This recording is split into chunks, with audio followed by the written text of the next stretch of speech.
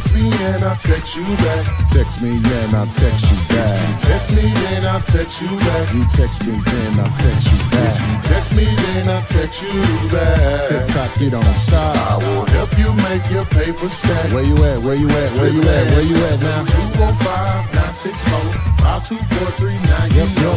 205-964-5243. Now you know. Good evening for May 5th. What is Cinco de Mayo? Cinco de Mayo Day. It's Cinco Yeah. Cinco de Mayo. Okay, so I'm sorry, man. give me some cheese, whatever, it's awesome. That's what's happening. You know you're working when you don't even know it's Cinco de Mayo. Yeah. So we're here to talk about real estate investing. This is Flippinar 221. Today's topic is what if the seller won't accept your $10 earnest money deposit? But we're here to talk about real estate investing with a strong emphasis on wholesaling real estate where your cash or credit doesn't matter. Being broke really doesn't matter.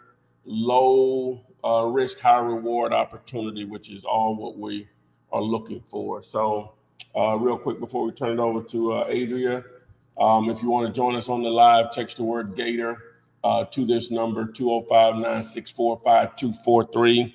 You can have your own personal one-on-one session with the team here to get your questions answered, multiple questions. So once you get the text that, just follow the instructions and in the text, and voila, we'll add you on to the live stream.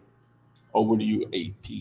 All right. Feliz Cinco de Mayo. That's right. It's 5 o'clock somewhere. Well, it's probably after 5 o'clock somewhere. Y'all have missed the opportunity to drink them tequila shots, but you got all night.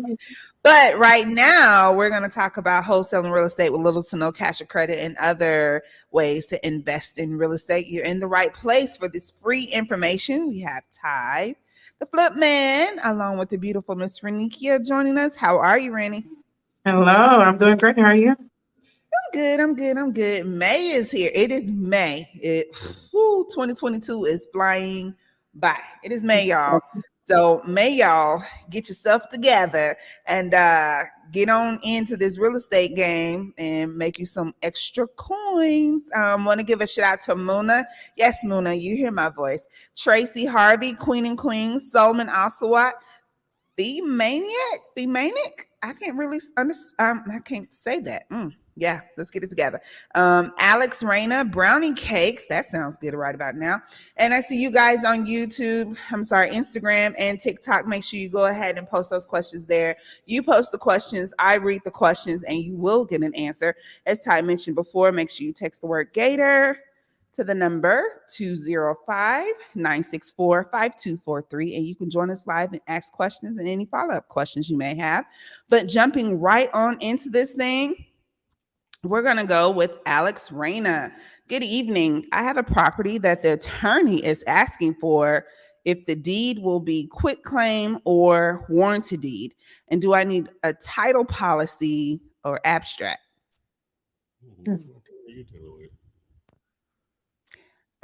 They should just automatically want to do your warranty deed, title insurance. Obviously, that requires a title search. You might want to use another attorney. Yeah, that's what you have to ask that. That's just to be standard. Maybe unless we're missing something. No, that should be standard. Okay, Alex, you can follow up on that, and I'll make sure I reach your always follow-up. A warranty deed to answer your question. Always a warranty deed. And in some cases, you're going to do a quick claim or whatever. But be careful when you do those quick claims, because you quit claiming everything. The liens, the judgments, the cloud, you quit claiming everything. So do they even really own it? Do they even really own it? Own it. Exactly. Yeah. Be careful with those quick claims. Be very careful. All right, Pamela. Thank you for clearing that up. It's FEMA Inc. And I'm talking about some Femaniac. Yeah, cannot read. But thank you, Pamela, for joining us along with Shanae Michael M. And Alex did respond. He said it was the seller's attorney that was asking. That's your problem. That's even more of a red flag. Yeah, that's the problem. They can ask that question, but yeah, you can let me back up. Yeah, tell them, yeah, they're going to do a warranty deed. We're going to pull a title and we're going to get title insurance. Isn't that normally how real estate transactions happen? If you want to at some point be able to resell or get financing on it? Yes. Warranty deed. Well, first, title insurance. Pull the title insurance. We're going to transfer ownership through a warranty deed. Yes. Yes. Flip, man, that was a little flippant. What? Yeah. Isn't that how real estate transactions No. I was talking in terms of to the attorney. I know. Like, we talking to the, we want the attorney to, persuade their seller to do the deal. We don't want to be making them mad and stuff like that. I'm just saying. Oh, goodness. Hey, Dreams Made Alive and Angel Waters, thank you for joining us as well. Guys, go ahead and start posting those questions. So Tracy Harvey wants to know, where do you find a hedge fund in your city? If that was easy, I think we'll all be selling the hedge funds, right? Well, one thing you can do now. Well, if you assuming you have the tool, if you have PropStream, all you have to do is go into you can just choose like the main county in your market or whatever. Say like you were in Atlanta, you choose Fulton County or DeKalb, and what? Just put your hand down. Your hand is like this. My mama be saying that too. Yes. Get your hand out your face. Keep your hand out your mouth. Okay. So anyway, what I was about to say. So you could actually search. What you'll do is you go in and filter for single family residents, for residential single family residents, and when you get down to ownership info, ownership type, you do LLC or corporate. And then let's say corporate, it won't say LLC. Let's say corporate. And then you can put in there, the number of properties that they own. And if you want to identify a hedge fund, if you put in there 500 properties or more, it's normally going to be a hedge fund. Oh, that's so smart. Yeah, wow. It's normally going to be a hedge fund. That's it right there. Now, getting in contact with them is the next thing, but at least you know who they are and you can start to do your due diligence from there. So that's dope. I like that. And also to always know, most hedge funds is kind of nationwide. They invest in multiple states. Yeah, when it does, it's pulling up everything they own nationwide.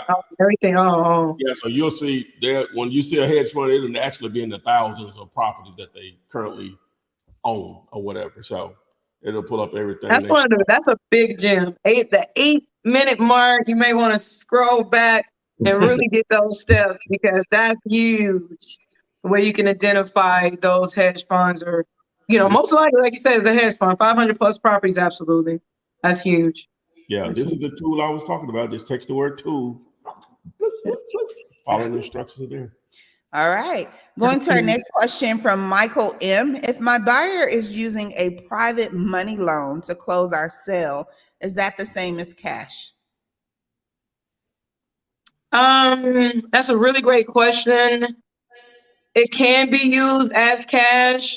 It is really a loan. It's really up in the air. Like it's both. It's cash and it's loan. So it is really hard to say that it is cash, because you're still going through the motions of getting appraisal, getting due diligence, and things of that nature. But private money and private loans are looked at as cash when it comes to real estate transactions. So you can put cash on there, or whatever the case may be, and just let them know that you get a private loan. Yeah, I guess the main thing is definitely a loan is cash, but I guess the reason someone to use a private lender / a hard money lender is they normally don't put you through the same, which Renika is one.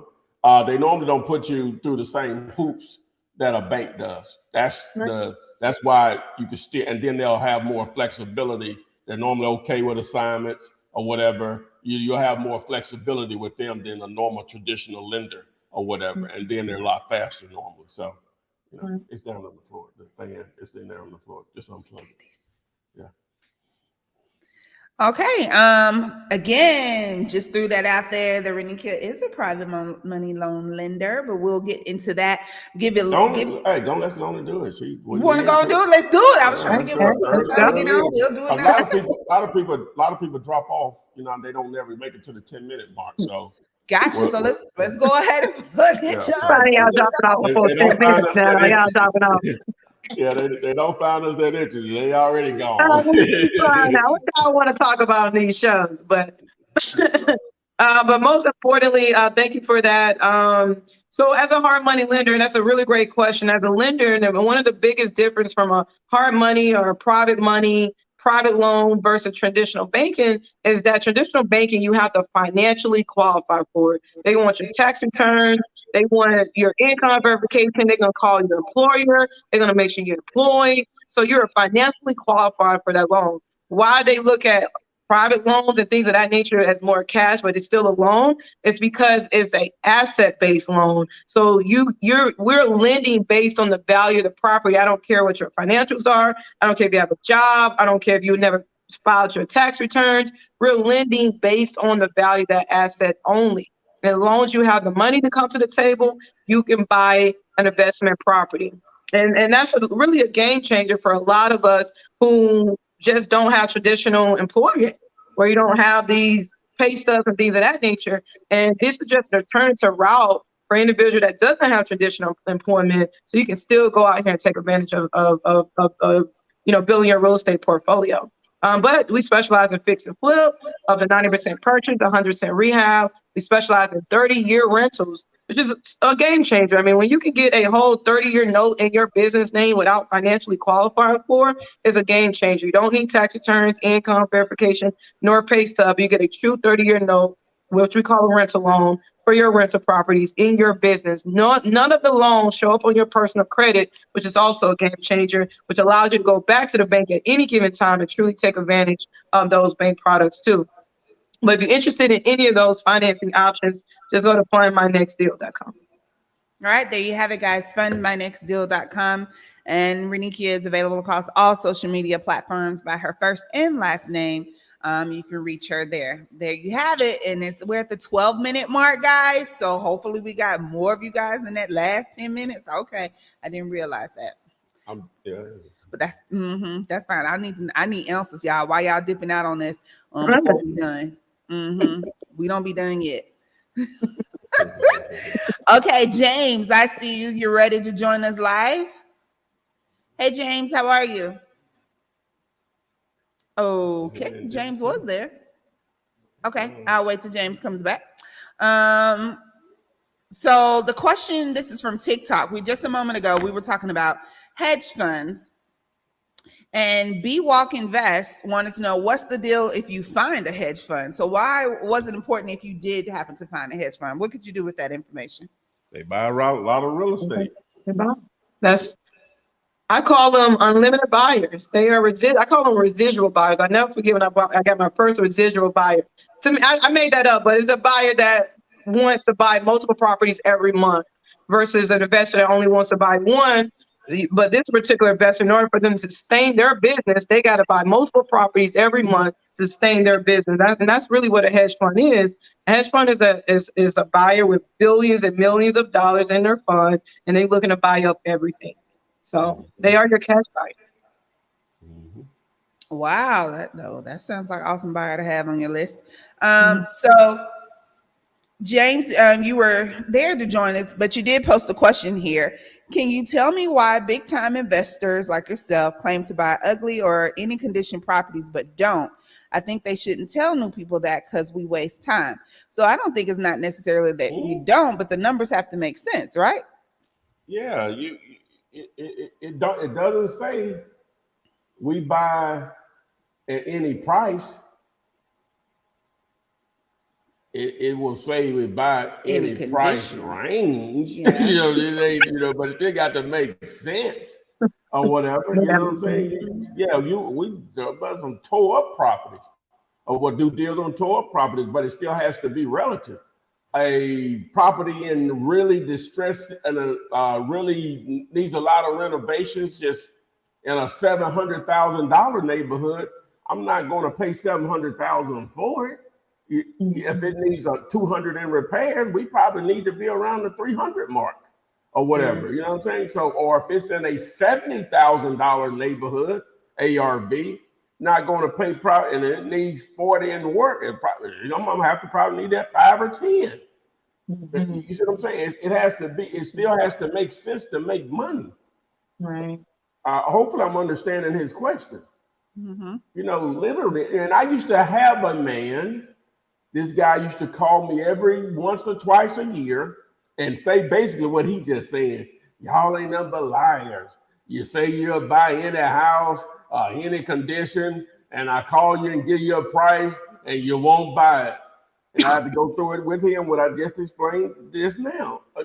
Are you serious? So I had to give him something he can relate to. If you were going to buy a car, so whatever price they give you, you're going to pay for it? Right. Is that what you're telling me? You have to have something to go by. Okay. Come on now. Come on. You know we need to make money. Who don't get that? Right. It still got to make sense. That's first. Right. We're here to make money. Y'all know, y'all know the slogan. It got to make sense, whatever the slogan is. Whatever that slogan is, it don't make sense. Right, exactly. There you go, right there. Don't make money, don't make sense. No matter how the price is, if the price doesn't make sense relative to the repairs I need to do, that's relative to the after repair value, it doesn't make sense. And it's not saying you won't buy, you just got to continue to get it to the price that makes sense. Yes. It's still valuable. It's just not at the right price. You don't have to sell it. If you think your property is worth more than that, okay, that's good. Okay, you don't have to sell it. That's why when they say somebody that stole a property from somebody, you ain't have to sell it. It's a process to buy a piece of real estate. You don't have to sell it. Okay, there we have it. Why is it like I'm screaming at you? I don't know, because you look at me to talk, and then all I do is I just look away like a sad puppy, like he talking to me, y'all. Like I ain't doing nothing but reading. I'm feeling turned over here. I'm screaming at her. I'm just like, okay, yeah, we whipped out that Ivor soapbox too early. What? Hey, money gotta make sense. It's just that simple. Yes, give me that back. We're going into Barbara Boggs' question. What can I do with a house that the remodel was started on, but now the property has been zoned commercial, so the remodel has been stopped by the city? So you're remodeling a residential home? I guess it was a house, and it was rezoned. So, well, you need to find out what you can contact the zoning and planning board or whatever is titled in that market, that city, and see why. Why did that happen? That may be to your advantage. Definitely the value going to be more now. Yeah, it should be, yes. Yeah. Exactly. So I call them and ask them, why was this property rezoned? Now the owner may have had it initiated or whatever. He may have already had it in motion and they approved it. He said, "Oh, let me stop this. This going to turn into something else." So it may be as simple as that. Right. Do the county just rezone your property like that? I guess technically they can. If it's in the path of progress in some form or fashion, I guess. I don't know. That's a good question. You know what I'm saying? Yeah. So. They may have bought it from him and then rezoned it. That's probably what happened. If the city initiated, they bought it from him and rezoned it. So who remodeling? Are you remodeling as the owner, or are you remodeling as a tenant? I think they just saw a house that was being renovated. Oh, she said they saw one. Okay. I think that's what she said, wasn't it, Adrian? Yeah. Did you just saying yeah? No. She was just asking what could she do with the house that was remodeled. The remodel was started, but now it's been zoned commercial. Okay. Yeah. So I guess someone called her about it, and she just doesn't know what she do. Yeah. Oh, okay. Yeah, just call the zoning board and see what's up. I mean, at that point, is it either commercial? You can occupy that space as a commercial as something from a commercial, as a commercial tenant or something of that nature. But yeah, I'll figure out what is your exit strategy. What do you want to do with it? Because if it's zone commercial, you can put a commercial, property or commercial. You can build something commercial. You can remodel it as a commercial unit or something of that nature. So it could be to your advantage. All right, so I'm giving you your soapbox back. You ready for your soapbox? Don't do me like this. Yeah, here you go. And Renikia, this would be interesting how you respond to this in the perspective of a realtor. Desiree, I'm not going to say necessarily that you're on the wrong channel because you said maybe I'm on the wrong channel. But Desiree Monique says, I'm looking to buy a house, but everyone is buying and flipping houses, making buying a home for myself almost unattainable. I've been looking for a home for over 2 years. They are just looking for investors or people to rent, and rent is higher than mortgages. A lot of people are becoming homeless because of the buying and flip game. I would have to say I disagree. I think if you have more people buying and flipping homes, you're adding more properties to the retail avenue for people to buy. Now, I think the question would be maybe there's no homes in the price range that you want to buy, but not that there's a lack of homes to buy. What do you think about that? I agree. And I would say this, we're in a seller's market right now. So it may be a part that you just get outbid it because it is a seller's market. There's a shortage of homes, so the amount of buyers that need them. So you almost got to go 5,000-10,000 over the ask and even get rewarded a home these days. So, and it may be your price range because you may be in a price range where there's a lot of investors that want to buy those properties too. And you got to think about it. Do I wait on your financing that may take 30, 45 days, or do I get cashed out in a week because it's the best it can close me out next week? So it's just one of those scenarios that, as a homeowner, you're dealing with because we just in a seller's market right now, and the seller is naming their price and they buying and they giving it to whoever's going to maximize their profit. So just just think about it like that. When you're putting things out there, if you have a little extra money, go over the asking price. Try to outbid everybody to win. Maybe that's what's going on in your market. Well, she's asking if she's on the right channel, so I guess she may saw the. I don't know. I may have just came in her feed or whatever. Oh, because she's a homeowner, I guess. Yeah, you're on the right channel. Cause now I know your goal may be that you're not interested in real estate investing, right? And you just want to buy a house for your family. I get that, right? Okay, so now let's peel this orange back a little bit, Nikki. Okay, so now what this channel could do for you is to get you to look at real estate differently than what you see that real estate agents make available to the world, right? Okay, so we think in comparison, we are considered outside of the box thinkers about real estate in the sense of how we go about looking for opportunities. See, you're probably just going to Zillow and just seeing what's for sale. There's more properties not for sale than that are for sale, right? There's more properties. Listen to me now. If I don't know what city if there are 5,000 properties on MLS in your market, guess what? It's probably 300,000 properties that are not for sale. But that doesn't mean people won't sell them, right? So if you stick around, even if your goal is only to find a house for your family, guess what? Just by understanding how we go about finding real estate deals, you can find a house to buy for your family and find it at a discount. We get deals all the time, Renika, and I know you agree. The number we need to be at may be, the house may have a $300,000 ARV, but they're willing to sell it at $240,000, but that number doesn't work for us as wholesalers. But for a family, you just found a smoking deal. That's all I agree. Yeah. You see what I'm saying? You just bought a house with $60,000. The media will make you think that doesn't exist. Yeah, if you're following what the rest of the sheep follow. In most cases, most of us are deviating away from the sheep when we're thinking about real estate, because we know that part of it exists, but we know that's a lake with everything is on MLS. We're dealing in the ocean of real estate because there's more properties that are not for sale than that are for sale, listed through agents. So if you just stick around, just learn what we know, you'll know how to go about finding a house for your family at a significant discount, exactly where you want to live. If you waited 2 years, if it takes you another year or two to find that house with $60,000 equity in it when you buy it, or maybe even $100,000 equity, it's going to be worth it or whatever. So, you have to just look at things a little different. You're in the right place, in my opinion, as far as what you want to do. That you will succeed at your mission faster than the people that are here trying to wholesale their first house. I agree. If you do some of the same things that we do to look for that deal.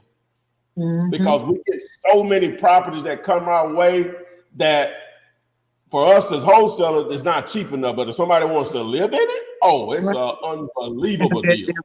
I agree. And easy to get financing on. Because I'm assuming you're already approved and all that's taken care of if you're looking. Yeah, she said she's in New Jersey and she has a $150K budget.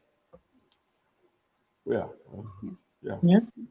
And I like what Ty is saying is taking a different approach. I mean, we as homeowners don't think about, all we want is to walk into our house and it's already built, it's already ready to go. But you can take a step back and go find a property that's lesser than the value where you want to be and create your dream home. So just think about it on that level too, where you can kind of build or remodel your own dream home by buying a property at a discount and remodeling it to where you want it to be. And that's nice too. So think about those angles. I like the way Ty said that. So. Also, just to re-engineer properties that are for rent. A lot in this market, because of COVID, you have tired landlords, right?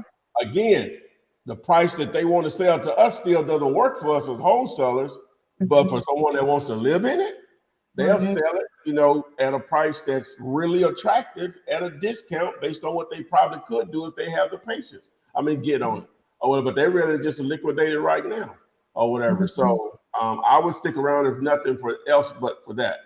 Just learning how to find real estate deals, because you'll be able to find something you want to live in at a discount. And Jersey's a big market. I like it.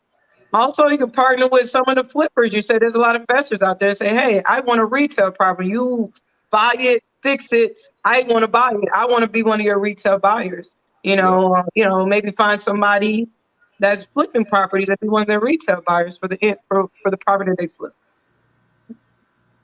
All right. Love that. Desiree, and good luck to you on your home purchasing search. Omar, you ready? Yep. Hey, Omar, how you doing? All right, and you? What's going on, Professor Flip? What's happening, All right, Adria, how's everybody? Hey, we're good. All right. So I'm out here getting my feet wet, and it's definitely wet. So going on, picking up from yesterday's question, some of the questions and the conversation yesterday. I'm in the middle of something right now, whereas I have a tear down. I'm feeling that this guy's an investor, but he wants 365 for this, right? I'm out in the New York area. He wants 365. I got him down to 325. So I got bandit signs out, but just from being in the game now, I've been getting calls. So I got a call from a real estate broker, and I was letting her know that I had something. And so we went to go look at it that same day. Now, I told her 350 so I could make me a little piece, in the spread. So she was looking at it. She said, I have to tear this whole thing down, and nobody's, gonna, I said, somebody is going to get it. Right. So now She was on her phone. I guess she went through her system, either Propstream or whatever she has. She said this one here went for 150, and one just sold in the same area for 7 and change after it was rebuilt, and another burnt down property. So I told her she only had about 2 weeks to find.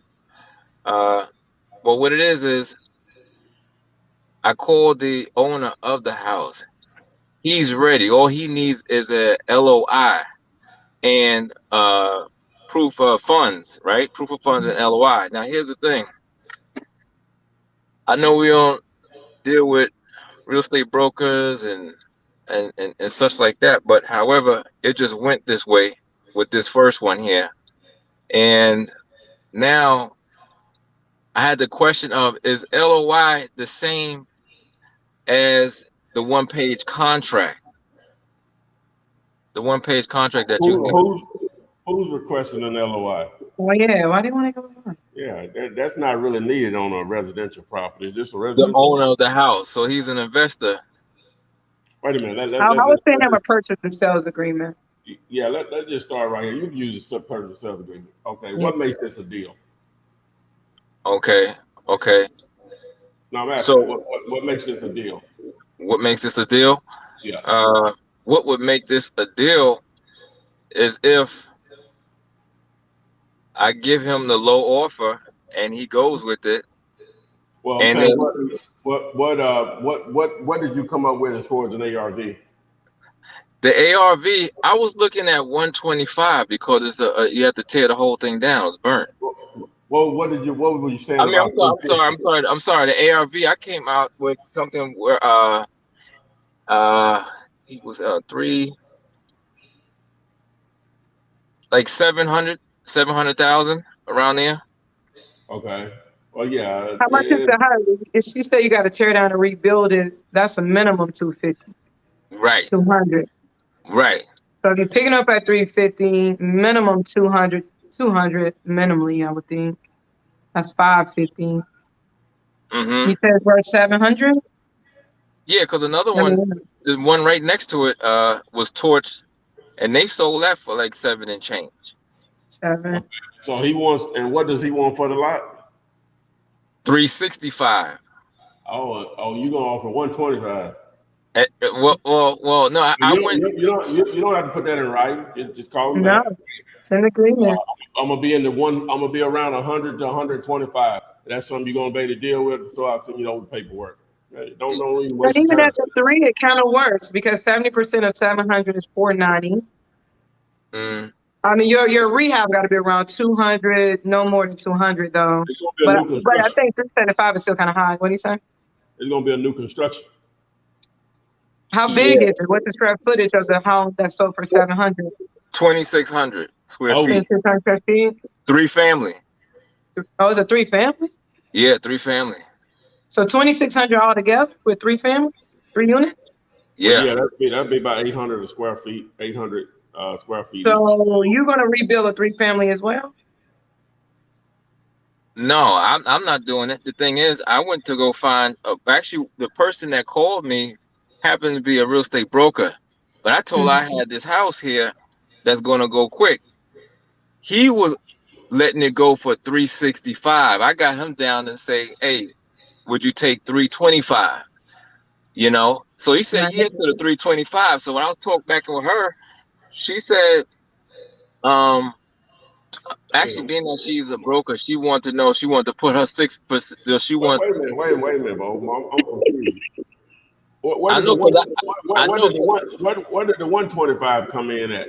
That was the repair. That was for the estimated repairs. That I was on a new construction, it wouldn't be 125. Okay, then. All right. Not for a 3 family. Okay. 2,600 square feet. What? $150 square foot, Renika? 200 square foot. What? I mean, you're talking New Jersey, New York. Y'all probably definitely at 150, 125, 150. Yeah. Okay.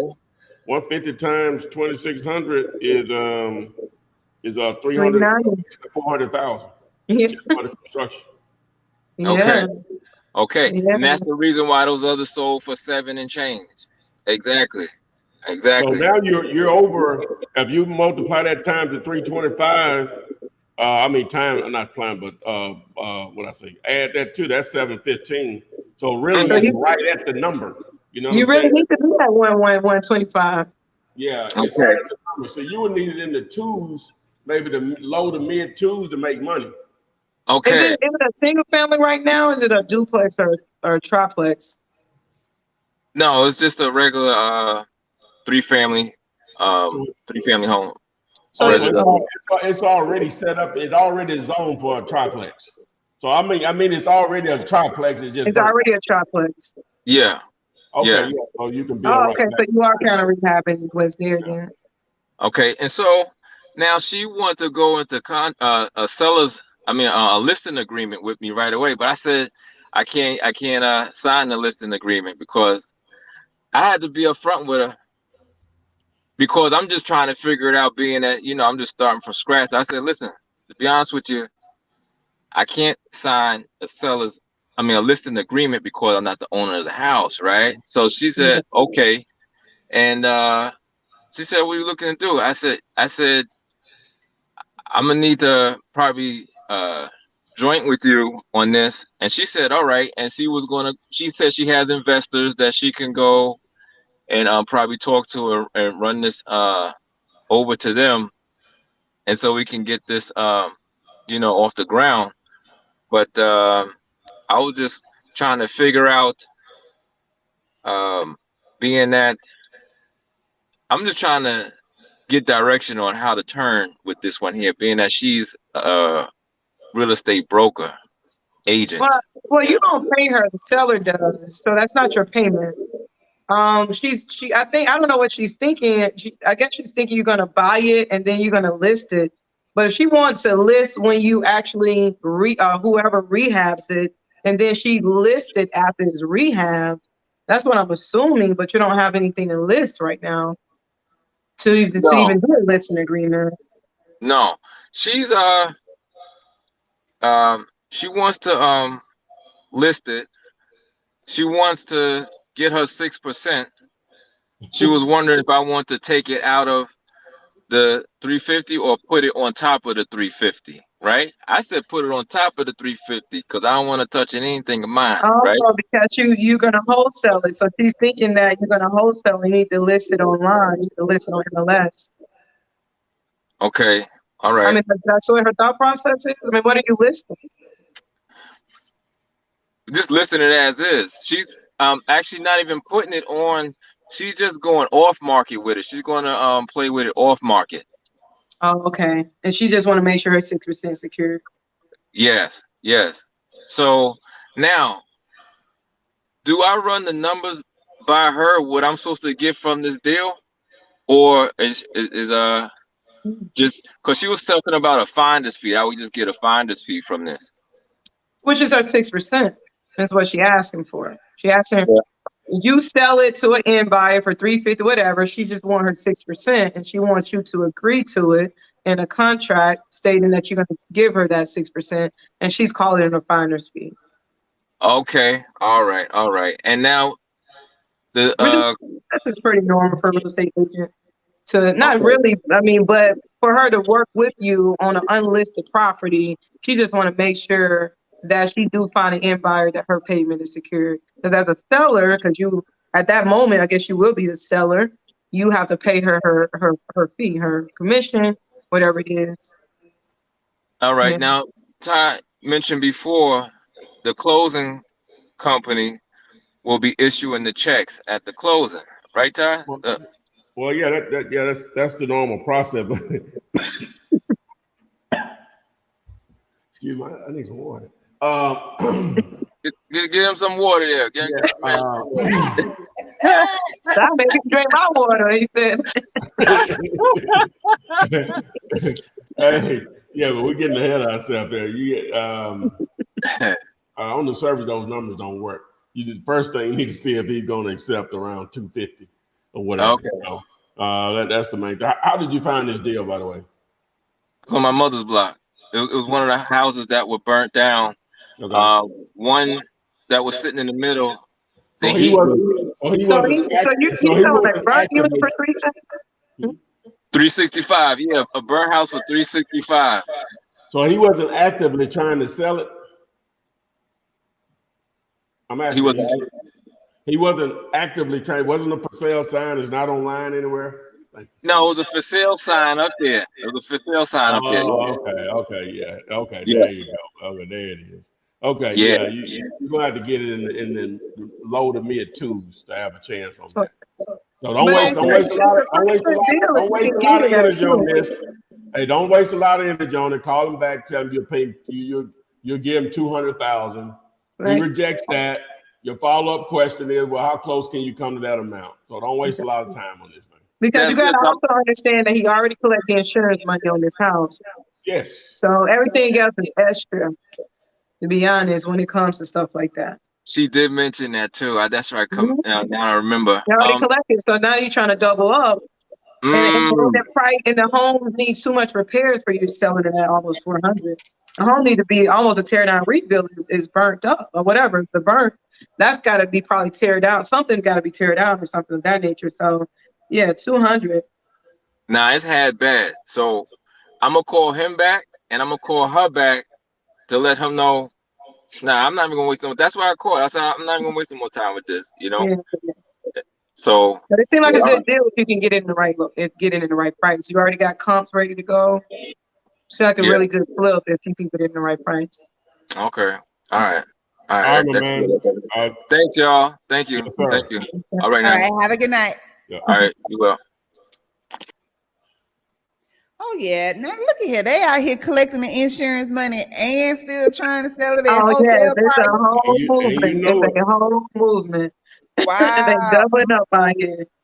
My man's too wise for that. He is too wise for that. But He they see get y'all. insurance money to rebuild it, but half the people are just not rebuilding it. They just selling it. You know, Mm-hmm. they collect double, they double it up on it. I got you. I got you. Nah, we peep gang. Eh. All right, JW, are you ready? There you go. Yeah, 1 second. Hey. Hold on. That's my husband. Hi. Okay. Hold on once. I'll bring you back on him when I see him. Just wave at me, okay? What There happened? he is, right there. There he is. Okay, hubby. How y'all doing? We're We're good. good. What's going on, JW? Hey, I'm sorry, man. I didn't mean to. I pissed you off with the question about the ugly crappies, but I wasn't trying to do that. You the original dude. We can't hear you. We can't hear you, JW. Oh, you can't hear It me? may be over your speaker, may be over. I was saying that you the original guy that I started watching, so I appreciate you. I just was curious when you do look for this. Back to that question you elaborated on it for a minute. I don't want to hold up too much time on it, but I just was curious. Should we even like look at properties like that? Because I've came across that over these 2 years that I've been doing this. I've come across a couple of properties that's ugly. Like not this property was in Utah, Alabama, EUTAW, and I sent it to you guys. And the seller wants Wait a minute. uh I'm familiar with for, Utah. yeah for 4,000. They want 4,000, and I just where are you located? Where are you located? I'm in California, Sacramento. Okay. All right. How did Okay, you find a property okay. in Utah? You know, Utah. In I Utah. do PPC, so I got it through that, and it's working for me. My conversion ratio is like way better than just cold calling. So I got it. She basically it works if you can afford it, most definitely. like she wanted to give the property away, but then she changed up on me. It needs a total rehab, and I was looking at the comp, and I seen a property that was sold recently by her property for 100,000. So I was like, the only thing about Utah, the population is only 3,000 max. Yeah. I say 550. It say when you Google it, it say 2,500. You're right. It's right at 2,600 or something. It's a very So small town. would that like Not be something like something I desire because of the towns? Because if I come across these, I don't want to waste no time on them. You know, like Unless you'll see a town like that. All you have to do when you Google that Utah, Alabama population, go ahead and hit the map, because sometimes it may be a suburb or something, and you may miss out on an opportunity. But once you zone in on, you'll see the nearest city is Tuscaloosa, and it's about 35 miles away. Right? Booyah! Of any size. It's a big. I'm here in Alabama, so I know. One of the dudes I went to college with, if you look at the map, he lived in Bowling, Alabama, and so it's basically in the middle of nowhere. So yeah, you waste your time on that one, unless there's a lot of land that comes with it. Other than that, you waste your time on a house. Is there land? So when I come across properties like that and they off in these little rural areas, so I don't even look at properties little rural areas. Unless Unless it got some Unless there's land, some land, yeah. it's a nice property. Like the one in Okay, Sugar that's all I Springs. wanted to know. That's what I was just curious about, because it's just like I send it to you guys, and then about 6 weeks later, y'all was like, "Oh, we good." I'm like, damn, and I'm sending it to different people, right? And they like, Yeah. I'm like, well, she only want 4,000. I'm only putting 1,000 on there. Comps 115. It needs 40 in rehab. The entry fee is probably about 60, 70 max. So there's still a profit there. I'm looking at it, right? And I'm talking to her, and I'm looking at the comps because I use prop stream, and I'm like, well, this is a kind of a little deal, and I'm like, this is $1,000, okay. So I just was curious because I don't want to waste my time on properties like that. So that's why I was asking. And that's not what it's with everybody that I send properties to like that. Yeah. And they like, and they say, oh, we buy any property, any condition property, ugly properties. And I'm like, that's not true. That's not true. You don't want that. Yeah, you It's have a number chances of it's not about buying the property. I think investors buy profit. So therefore, if I buy this $4,000 property, but I don't have anybody to sell it to because it's a rural area and no one is in the middle of nowhere, then I can't make money off of it. So that's really the thought process of an investor, is that, can I make money off of it? Can I sell it? Can I, whatever the case may be. So some property just doesn't have a resale market, and it's the opportunity cost of your money. Do you put it somewhere where I know I have a resale buyer, or do I put it somewhere hoping for a buyer? So that'd be the thought process. Now he said that area is 115. What do you say, Todd? You know that area a lot. You think you can get 115 in that area? Well, Adrian actually lives closer there than I do. That's exit. Is it 45 or 40? It's 40 and 41. Yeah, that's it's 45. It's 45 because Bowling would be 40. Yeah, it's 45. Yeah, I would say take that because they build it. So it's really, really rural. It's like a gas station on the exit. But what is there is a lot of coming up bingo halls, and they're building a lot, and they're building a really, really nice one with like a hotel and a venue out there and a lot of stuff out there. I would go park at the bingo hall and let somebody who wants some money be like, hey, I got a bingo hall. You know what? We ain't gonna talk about that, Reniki. No, but it's really, really, really rural. It's man. really rural. Yeah, it's really rural, man. So, and I would look at that. I think it was in Toulouse. That 115 is probably something that someone built, like family property, and they built a home down there. There is a lot of that, but I wouldn't say that there would necessarily be good comps for you to really get an ARV to say that property you could get 115 for it. It'll be tough. Yeah. Okay. I just wanted to know because most of the properties was in the upper 60s, lower 70s, and then I found one that was not too far away from that one. It sold for 115, and it was a 3-2. Wait a minute. Out of just curiosity, I want you to text me that address because I didn't even know any comps would come up or whatever. So text me that address, man. Just out of curiosity, I want to pull that up. Just text it to me. Just say it's JW. You want to text them a 205-964-5243 phone number? Yes, ma'am.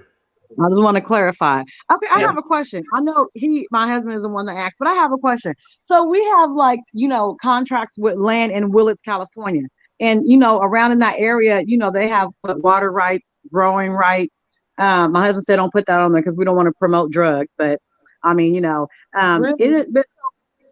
California, they do the cannabis thing here. So right. So it has water rights. They have water tanks on it. They kind of covered it up, but we knew what it was that they were growing on it. So, and then we have another property we're interested in going towards South Lake Tahoe, out like in between where we live at. But my question is, and forgive me, honey, if you already had the answer, but Like it's when you find good land and that we know people want like their was it retail price? Was it on? Okay, so people want retail market value for their home, and we know it's not necessarily worth that. But we have another. So I just kind of want to know about like the land. We have someone that we're interested in to get a contract with. He has like $1 million home for sure. I just seen the pictures, and I'm like, well, can we do owner for us ourselves? I mean, it's nice, and then the next door the lot is empty. So when we're trying to find like buyers, I know Flipman, you had just put out a video the other day, and I did not watch it, so I apologize ahead of time because I'm asking a question properly. I can go back and look at it, right? You get that a lot, so I'm just gonna say apologize ahead of time. Yeah, go ahead. So, but how do we find like land buyers? Now I know that we're onto something, and I know it's just not, we know it's sexy dirt. Well, couple of things there. Now, regardless, now it needs to be a deal, right? Okay, got it. If you determine that it is, you have something to compare to, and you established, and you can get it at a significant discounted price. Okay, all right. So boom, you lock it up like you normally would with a house. Different contract, but I have a land contract on Dealulator.com. You want to access that? Just text the word Earth. We already put it in there. Yeah, just text the Earth. Got it. All right. So, okay. But anyway, so the main thing is that you'll market the deal the same way you would do with houses.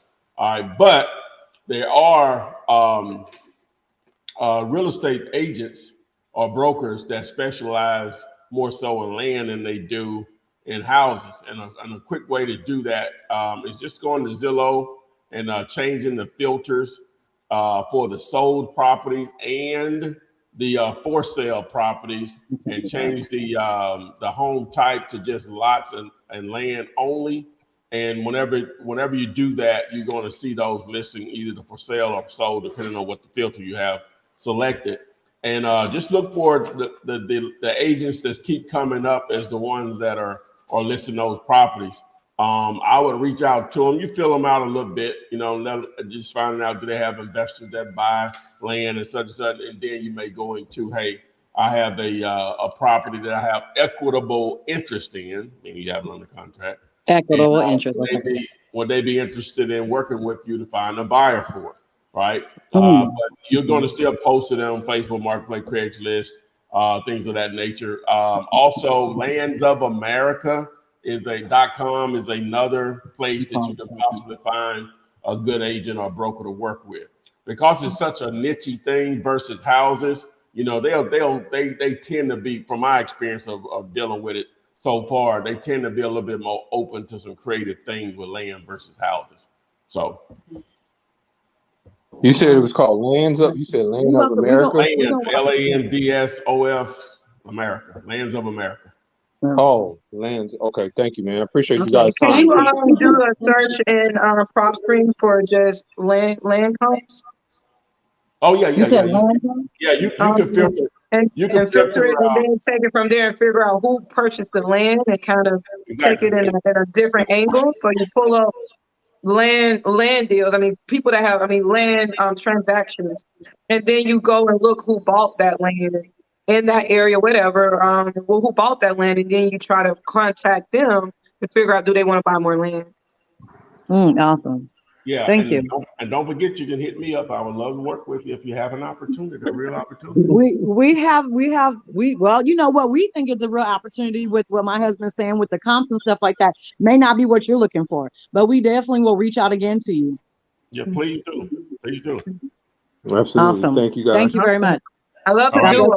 Y'all keep doing that. I love the dynamic duo. Look at y'all. Good. If we understand the power of that, we'll be unstoppable. He keeps saying that I need to understand the power of it.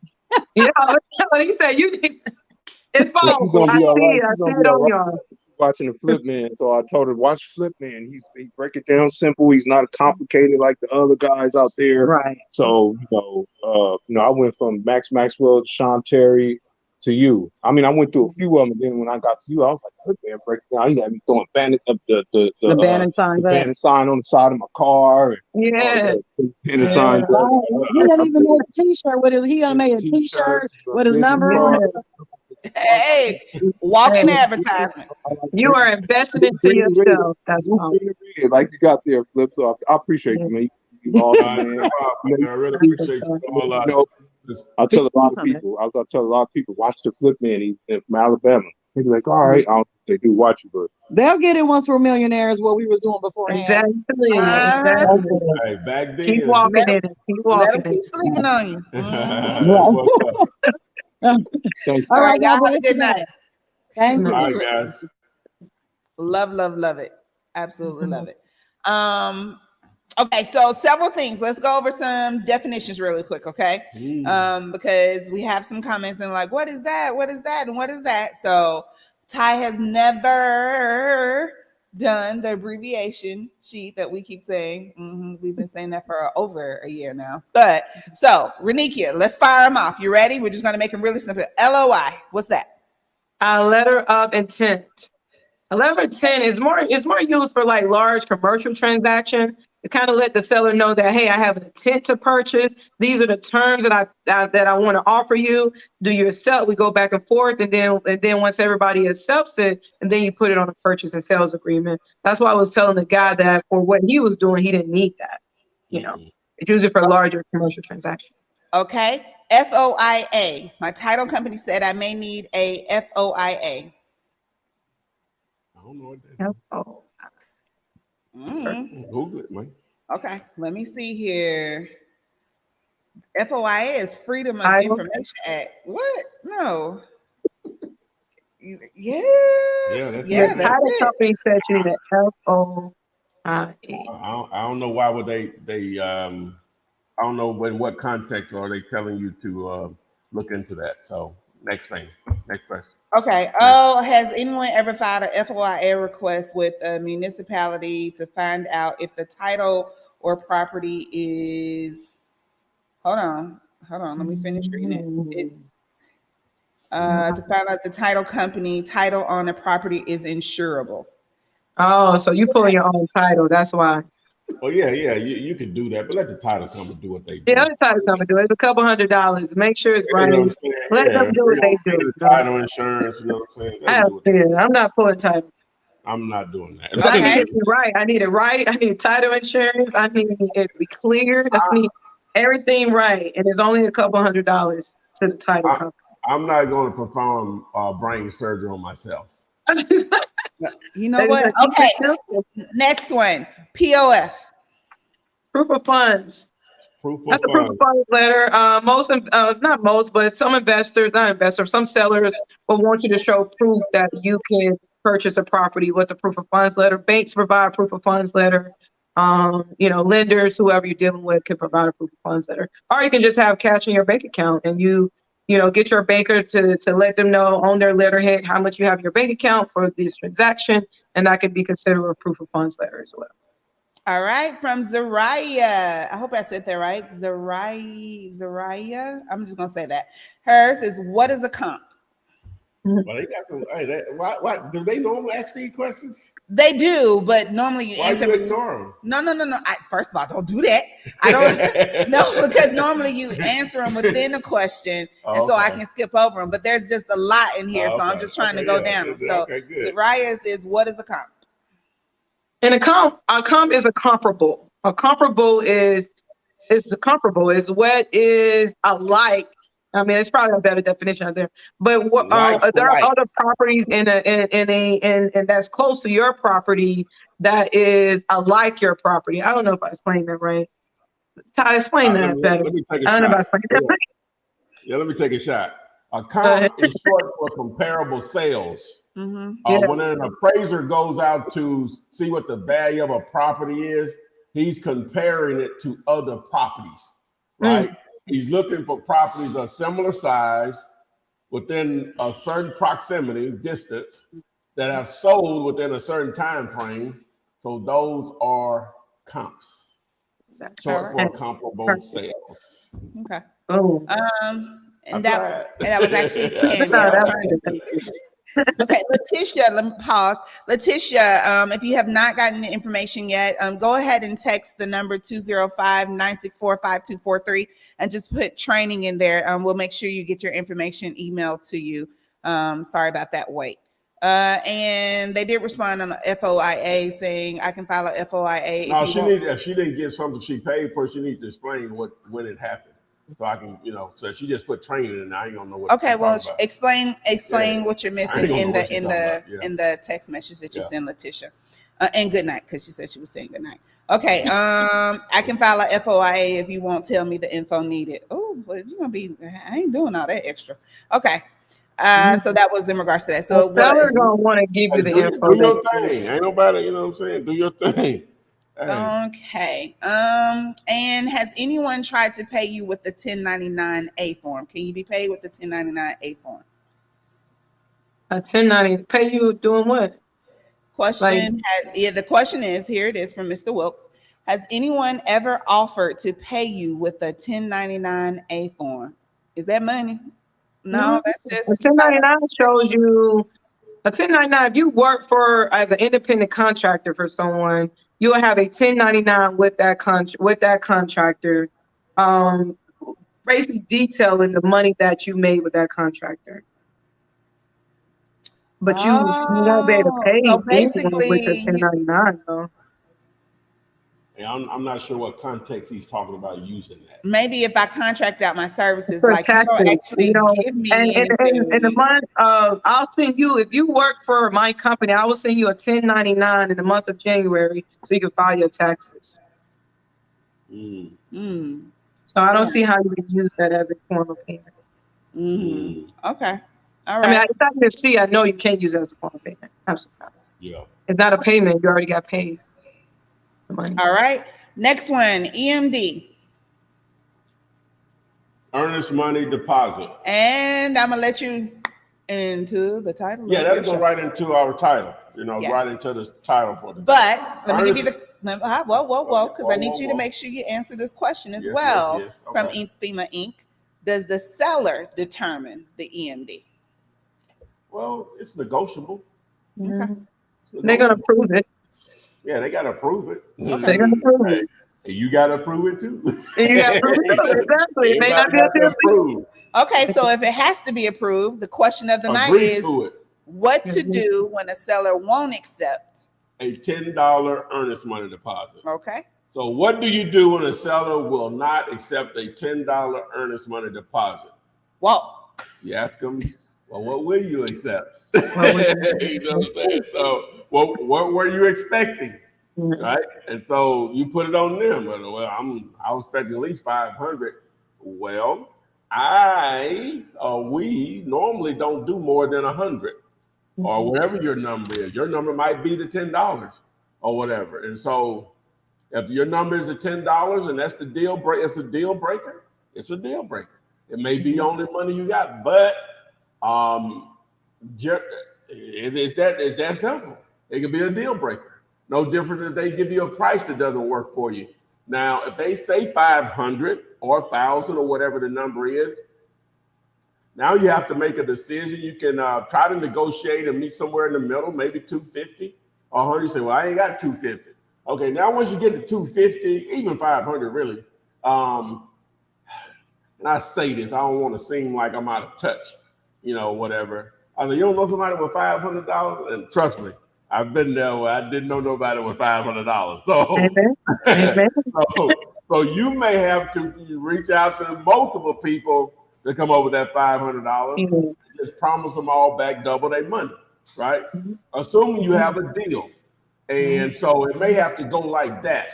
But that's only that you are sure as you possibly can be that you got a deal that obviously you're going to profit, but you can pay them back, right? Their money. You borrow 100, I'm gonna give you back 200, and obviously you make money on it. So you can be a little flexible on it. You can bring another someone else in the deal that maybe has the earnest money deposit that they want. But ideally, again, you have to know who you're dealing with. Some people are just not going to accept $10. Some people are not going to accept 100. Some are not going to accept the 500. So now it's just decision time or whatever. How attractive is this deal? And I'm talking from the perspective of not having money. I get it. Trust me. I know. Absolutely. But But that's part of the separates the people that are successful at doing this and the ones that ain't. You know, that's a small hurdle from you having to come up with $500 to make 25,000. You got to figure that out. Yeah. You may have to sell something that you own to come up with that $500, right? But let me bring it back and give you some encouragement. In most cases, people are not even going to trip about the earnest money deposit if they're motivated to sell to you cheap enough. They just go together like peanut butter and jelly. They just if you like that, that's how you like to get down. But they go together. They go together like mustard on a hot dog. Whatever. French fries and ranch and hot sauce. Now, wait a minute. No. Kool-Aid and sugar. Well, we keep going. White on white. What are you talking about? Kool-Aid and sugar. Oh my. Sweet tea. Children. You're right. Salt and pepper. What are we doing? Salt and pepper. Whatever you want to do. So, yeah. But yeah, you make it happen. Yeah. So. And add to that as well, the goal is to have such a smooth transaction where if you already have an end buyer in place, they putting up the money. So you may have someone give you $500 and you have someone the following week wanted to be an end buyer, put it in a contract for $500. You can put that back in your pocket and reimburse your investors or yourself, because 9 times out of 10, your end buyer should be the one put them earnest money. But sometimes you got to stop. You have to do your contract or execute your contract before you have an end buyer. And if you in that case where you don't have your end buyer yet, you got to figure out that earnest money piece. Eventually, you got to figure out that earnest money piece. You know, but the goal is to get your end buyer to reimburse you the money if you did have to put that up, or to not put it up but have your due diligence period long enough where your end buyer could come in and put up the money before the end of the due diligence period. Oh, creativity. All right. Creativity, man. There you have it. And that was the answer to the question of the night: what to do when a seller won't accept your $10 EMD. Sabak, are you ready? Yeah, let me get a couple of these in too before. Hold on. No, go ahead and bring them up. Go ahead and bring them. Hey, how you doing today? Good. How you guys doing? I'm well. Where you calling from? I'm in Oklahoma. Okay. You got a question for us tonight? Yeah, I actually have several questions. So the first one is so like I have like a property. Well, like I have 2 properties. Like I have okay, hold on. I'm kind of nervous because okay. Don't be. We all family here. All right. Okay, so I have a property that like I have a verbal agreement on. Like she got she accepted our offer on 2 of the houses, but like it's going through probate right now, and like I kind of want to like how does the probate process works? And another thing too, she doesn't want to sign the contract until after she's done. She's dealing with she has an attorney too. Yeah, I usually have it work. Well, I would pressure, let her go through that process. Just keep checking back with her. How long it's going to take? You can ask her attorney what's the normal time frame or whatever, but let her go through her process. And I'm assuming this ownership came through a death in the family. Yes. Okay, dealing with that, so you have to be sensitive to the situation. Right. So just put that one on the back burner. Put it on your follow up. Every once a month or whatever. And just let it play out. Just see if you can offer any other services to her, that you can network with someone else. She may need someone to help her move. She may need, I don't know, whatever services may come with trying to liquidate a property that you acquire from a loved one. She just may need someone as simple as cutting the lawn or whatever. Not saying you're going to do it. You can do a referral or something, right. But you're just trying to be a servicer to her until she's ready to sell, until the property is in position to sell or whatever. And that matters. That matters. Really what you're doing is just low key building a relationship with her over time. So when she do get to that position where she's ready to do liquidate, you're going to be the first person she called, because you have been calling her, and just kind of helping her through and being patient with them. So yeah, just build that relationship, figure out what can be done in the meantime, but it's not something to press Okay. too much. But you don't want to get too far when she forgets about you, and now Right. she like, dang, she forget to say your number in, and she can't find your number no more, and you haven't called her for months. So you want to once a month, twice a month, every 3-4 weeks, Hmm. just give her a call and say, figure out where she is and do she need any help with the house or whatever. Gotcha.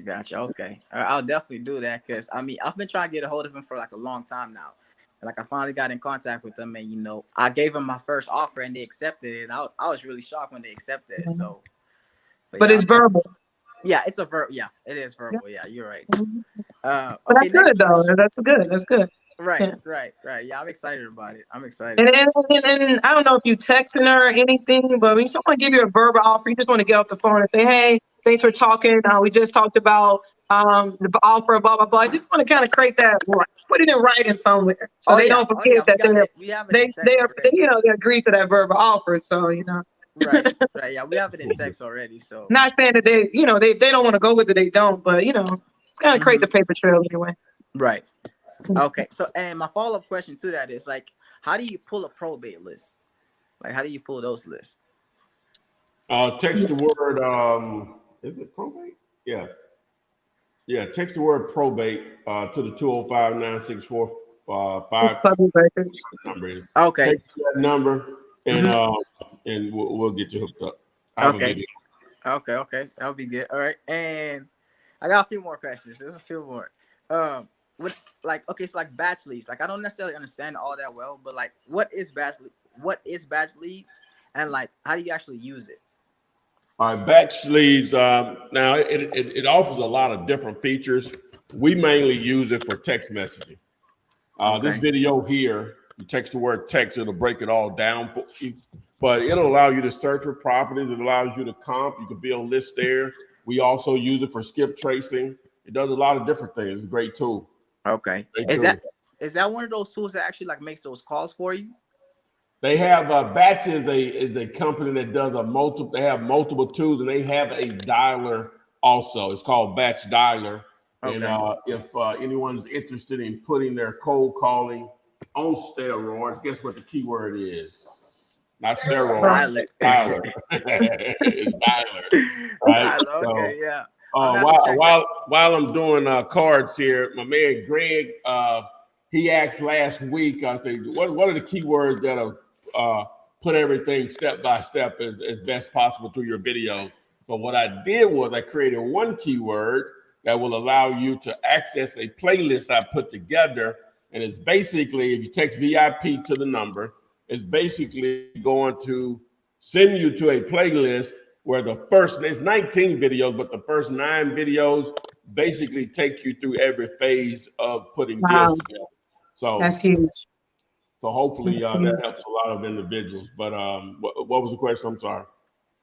I didn't say my next question yet, but appreciate all the free content you're putting out though. Like that it's very helpful. Like it helps out a lot. No problem at all, man. I'm glad you're consuming it. Oh yeah, for sure.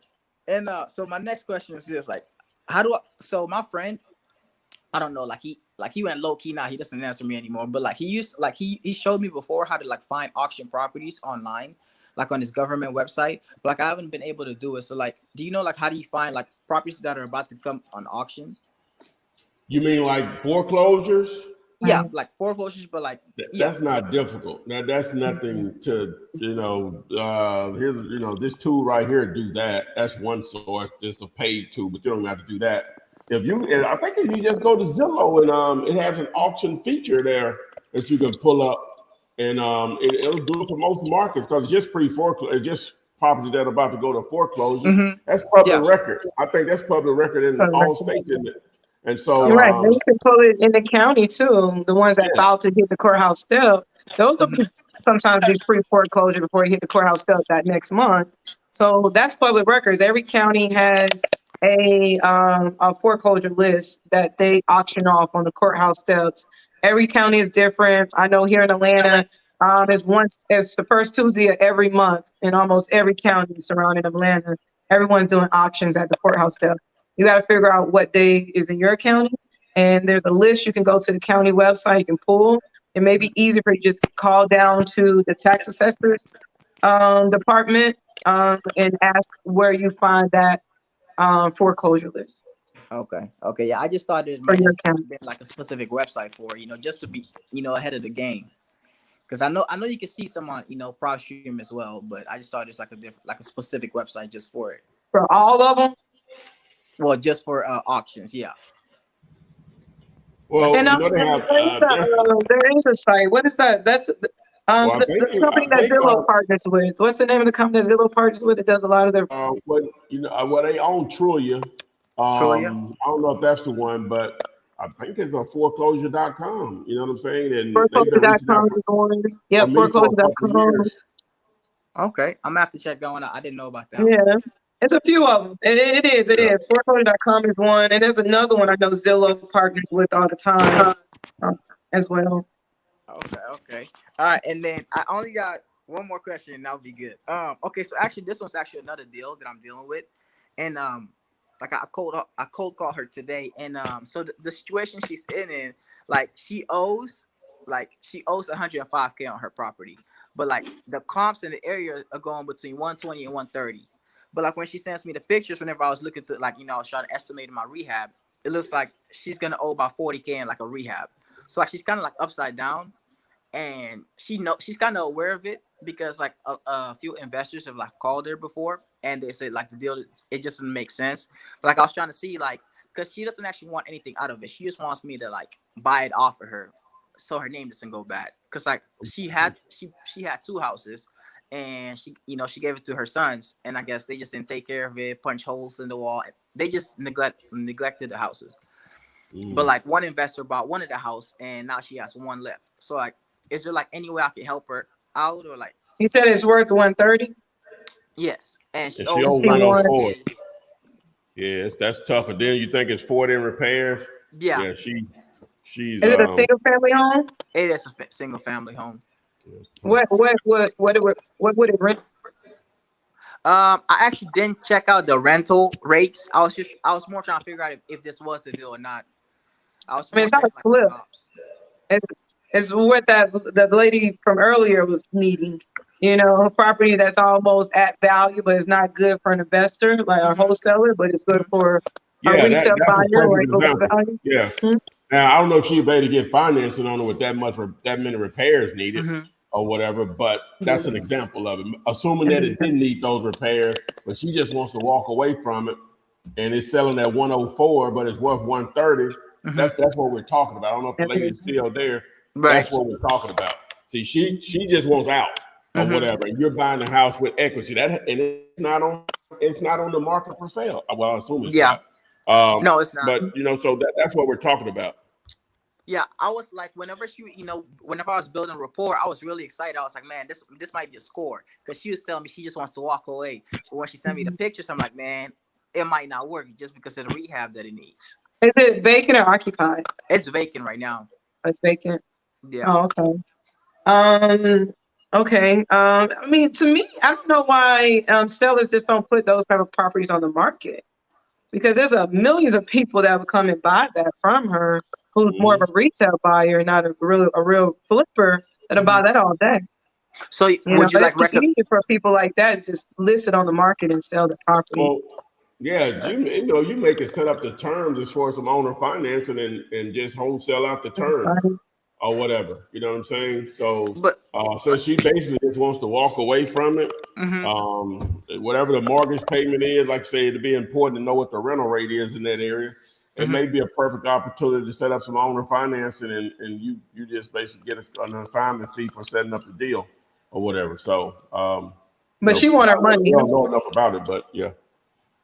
Okay, but how would I mean, I don't know if we have enough time. Like, maybe you have a video out there I can look up, but like, how would you set up those terms like that? Because like, I'm trying to think. Well, we don't have enough information. You need to know what the rental rate is and what the monthly mortgage payment is. You got to know that. I can't even begin to tell you what terms would be or come up with what I would do without knowing that. You need to know what properties are renting for, 3.2, 3.1, whatever it is, and what's her monthly mortgage payment, how much time she has left on the market also would be important. Okay. And then my final question, I promise, my last question. Okay, so like, cause I'm just now jumping into virtual wholesaling, and that's how I actually got this deal today. But like, cause I'm looking right now in Arkansas, but like, do you like have any like recommendation, like good areas in Arkansas, or like just like in general for virtual wholesaling? Whatever the larger cities are, Little Rock, I can't go past that. But I know that's probably, if not the largest city, it's close. Yeah. So I can't go on. I guess what is that? Bentonville, where Walmart is located. Probably that. And that's a big. Yeah, that area is really. Yeah, that's a nice area. Okay. Yes. So other than that, I couldn't tell you much about Arkansas. So. Gotcha. Okay. All right. I think that's all my questions for now. All right, my man. Great question. Again. All right. Thank you guys for your time. All right. Have a good night. You too. Oh, sweet daddy's draws. We've been rolling pretty hard here. Appreciate Renikia, Adria joining us tonight. Don't say it like that. Huh? You said that Adria joining us like it's awkward, like it's odd. I've been on a roll, Renikia. We are so excited that Adria joined us tonight. I don't know what I would do if she didn't. Don't do that. Happy Mother's Day to you. We miss you when you're not here. Anybody else, mom? Hey, all your mothers, happy Mother's Day to my mother. The mamas. Mama's everybody. You know what I'm saying? Yeah, so if you're fortunate for that mom to be around, you're blessed. I'm tired. Be safe out there. This is one of the more traveled weekends of the year for that reason. And so, we appreciate everyone showing up. I'm not even going to bore you with these cards. We've been rolling pretty hard. I guess we'll see you guys on the FLIPSIDE. Okay. FLIPSIDE. On the flip side, that's where we going to be out. Text me and I'll text you back. Text me and I'll text you back. Text me and I'll text you back. You text me then I'll text you back. Flip man. It's the flip man. You want some money in your hand? Flipping houses without credit or your cash.